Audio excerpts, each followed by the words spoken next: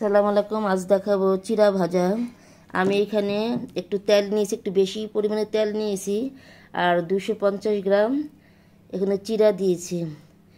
এখানে চিড়াটা অনবরত ভাজতে হবে, চামচ দিয়ে নাড়াচাড়া করতে হবে, না হলে এটা লেগে যাবে।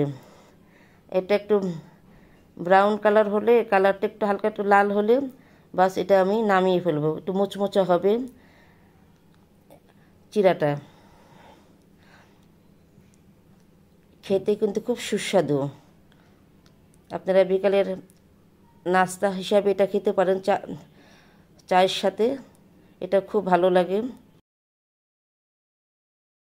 এই যে আমি পুরো একটা নারকেল কোড়া নিয়েছি, পুরো একটা পুরো একটা নারকেল কুড়িয়ে নিয়েছি। একটা নারকেল কোড়াটা আমি দিয়ে দিলাম,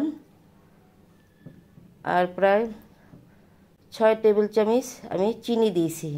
হয়তো আপনারা যে পরিমাণ যে কম খাবেন চিনি কম দিবেন, চিনিটা একটু বেশিই লাগে, এটাতে বেশি একটু ভালোই লাগে।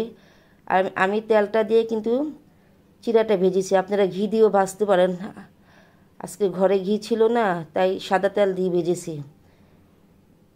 চায়ের সাথে এটা দারুণ লাগে, বিকেলবেলা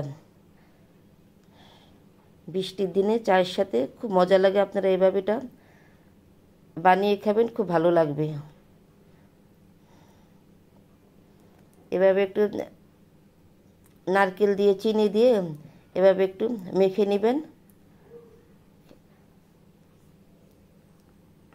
খেতে খুব সুস্বাদু।